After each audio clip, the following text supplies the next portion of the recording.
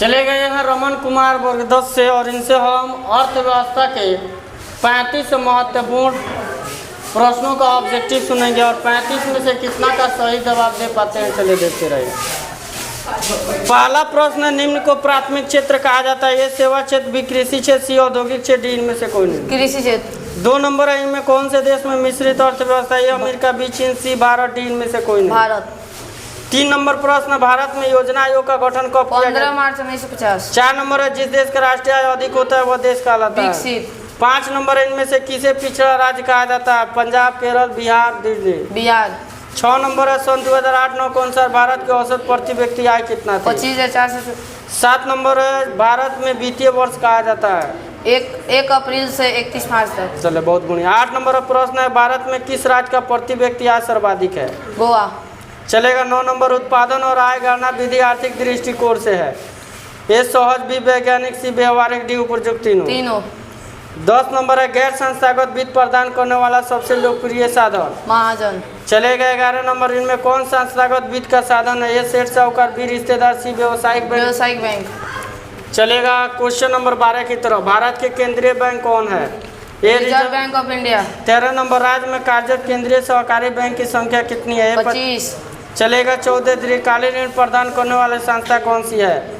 भूमि विकास bank. चलेगा। 15 number, Bharat की वित्तीय राजधानी किस शहर को कहा जाता है? मुंबई। 16 नंबर, सहकारिता प्रांतीय सरकारों का हस्तांतरित विषय कब बना? 1919। चलेगा। 17 नंबर, जिस देश में अभी कार्यरत क्षेत्रीय ग्रामीण बैंक की संख्या कितनी है? 196।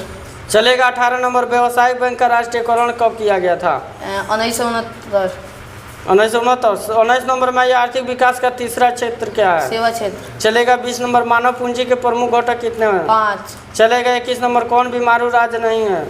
कर्नाटक। चलेगा। 22 नंबर, कौन सी सेवा गैर सरकारी से है? मॉल सेवा। चलेगा। 23 नंबर, ऊर्जा के मुख्य स्रोत क्या है? ए कोयला, बी पेट्रोलियम, सी विद्युत, डी इनमें से सब है? तीनों।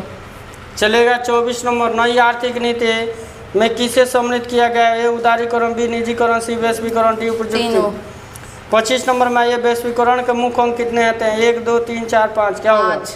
चलेगा। 26 इनमें से कौन बहुराष्ट्रीय कंपनी है? ए फूड मोटर्स। तीनों।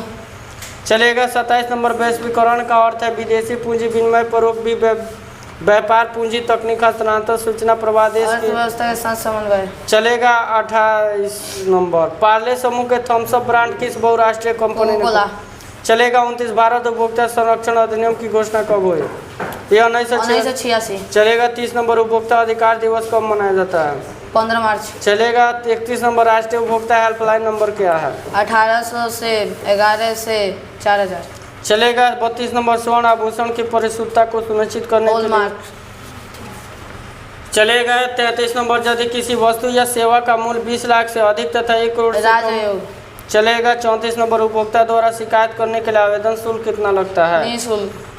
चलेगा। 35 नंबर, एटीएम का फुल फॉर्म का? Automatic teller machine. चलो बहुत